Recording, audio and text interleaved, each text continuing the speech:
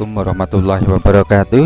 Selamat pagi, selamat siang, selamat sore, atau selamat malam bagi anak-anak yang baru memperhatikan video ini.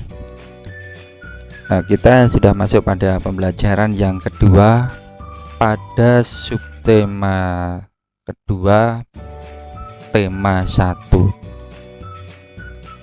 Untuk pembelajaran yang kedua yang akan kita pelajari pada hari ini yaitu makna dan contoh nilai sila keempat. Kemarin kita sudah belajar tentang sila pertama, kedua, dan ketiga. Sekarang masuk pada sila yang keempat. Nanti setelah itu anak-anak juga belajar bagaimana membuat patung ya. Maaf, kemarin itu anak-anak memang tak langsung praktek, itu agar tahu sebelum materi patung itu disampaikan semua, anak-anak sudah membuat patung, nanti malah punya pengalaman. Cuma dua saja materinya. Yang pertama, makna dan contoh nilai sila keempat Pancasila. Sila keempat bunyinya adalah apa? Iya, yang paling panjang itu nggih. Kerakyatan yang dipimpin oleh Mas sampai dipotong. Kebijaksanaan dalam permusyawaratan perwakilan. Lambang sila keempat yaitu kepala banteng. Ini lambangnya, kepala banteng. Lambang banteng digunakan karena banteng merupakan hewan sosial yang suka berkumpul. Yang di lingkungan kalian itu ada kerbau nggih. Kerbau juga suka berkumpul ya, mirip dengan banteng. Seperti halnya musyawarah mencerminkan orang-orang harus berkumpul untuk mendiskusikan sesuatu. Ini hanya gambaran pada zaman dulu. Waktu itu mungkin yang membuat itu, oh itu ada hewan banteng, kenapa tidak pakai hewan lain? Mungkin dari hewan banteng itu lebih sifatnya berani ya. Sesuai lambangnya, sila keempat Pancasila mengandung makna bahwa kehidupan rakyat Indonesia dalam kemasyarakatan dan bernegara berdasarkan sistem demokrasi Pancasila. Demokrasi Pancasila adalah demokrasi yang mengutamakan musyawarah untuk mufakat. Ini musyawarah merupakan cara paling bijaksana. Musyawarah itu membicarakan bersama-sama dan mencapai tujuan yaitu mufakat, untuk menyelesaikan berbagai masalah yang terjadi dalam kehidupan bermasyarakat dan bernegara berbangsa. Maksudnya itulah makna sila keempat Pancasila dan kaitannya dengan lambang kepala banteng.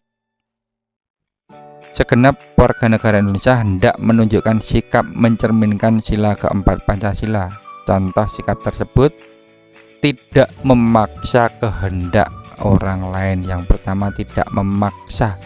Sewaktu kalian itu dalam bermusyawarah, berkeinginan ada yang piknik, contoh yang di SD itu gampang banget.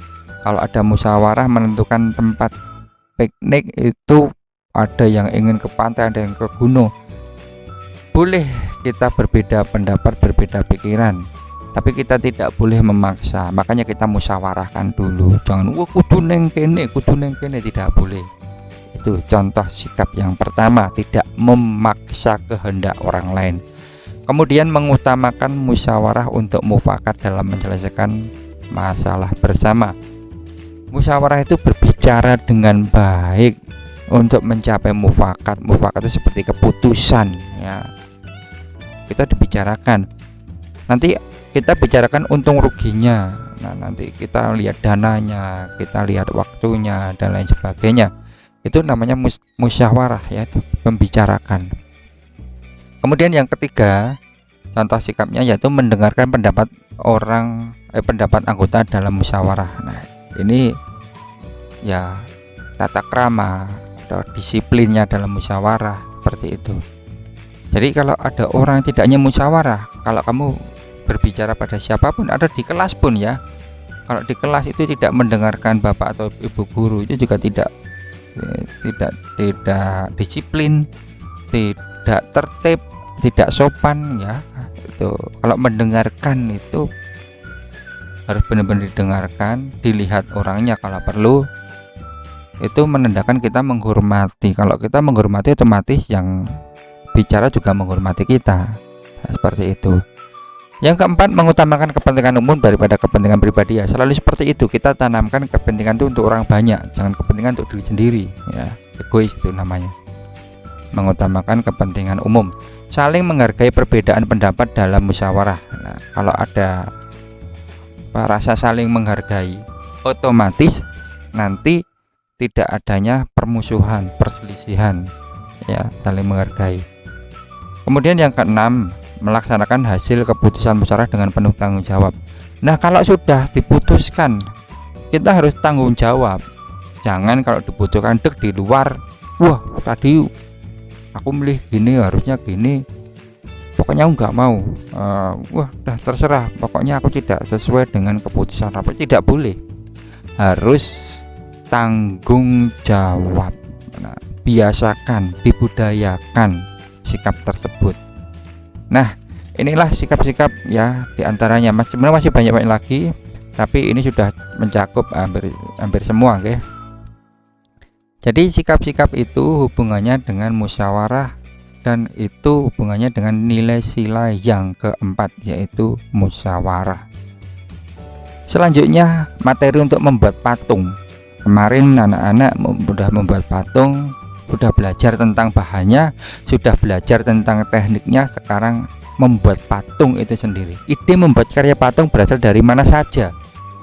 Bisa melihat dari televisi, internet, dari alam bebas, imajinasi kalian sendiri juga bisa. Salah satu bentuk alam yang sering dibuat patung adalah hewan. Mesti kemarin beberapa anak minta, Pak, bentuk sapi boleh, bentuk apa namanya itu, bentuk kura-kura boleh, lele tidak ada kemarin, malah ada kelinci boleh, Pak asbak boleh, tidak apa-apa, kan kemarin pakai bebas. Hanya yang Bapak nilai itu bahan dan tekniknya. Nah, sekarang membuat patung itu sendiri. Dari materi ini jelas ya, kebanyakan itu dari alam, karena anak-anak itu melihat dari alam sekitar. Tertarik itu biasanya hewan. Kalau tumbuhan jarang, membuat patung tumbuhan itu jarang, biasanya hewan. Bagaimana bentuk patung? Gambar di samping ini, gambar ini ya, sesuai dengan bukumu. Patung pada gambar menunjukkan bentuk yang sesuai dengan objek aslinya. Bentuk patung yang dibuat dengan meniru-niru bentuk alami disebut figuratif. Nah, ini bentuk patung figuratif. Bentuk alami yang ditiru pada patung figuratif adalah manusia, hewan, dan tumbuhan. Ini bentuk alami yang ada di sekitar kita. Patung figuratif memiliki wujud yang nyata sesuai dengan nyatanya figuratif, figura ya. Selain patung figuratif, ada juga bentuk patung non figuratif seperti ini. Patung non figuratif merupakan patung yang melepas dari asosiasi suatu objek atau bentuk abstrak. Patung non figuratif tidak menyerupai bentuk asli suatu objek, jadi hanya angan-angan bentuknya, yang penting indah gitu. Bentuk patung non figuratif menampilkan garis, lubang, dan lekuan, jadi tidak sesuai dengan benda nyata seperti ini. Setiap orang berhak menafsirkan bentuk karya non figuratif tersebut. Amatilah patung non figuratif di samping ini. Jadi berhak menafsir, bebas. Oh, ini melambangkan apa namanya, bulat, berarti kelembutan atau apa, bebas itu ya. Jadi berhak menafsirkan bentuk karya non figuratif. Patung figuratif maupun non figuratif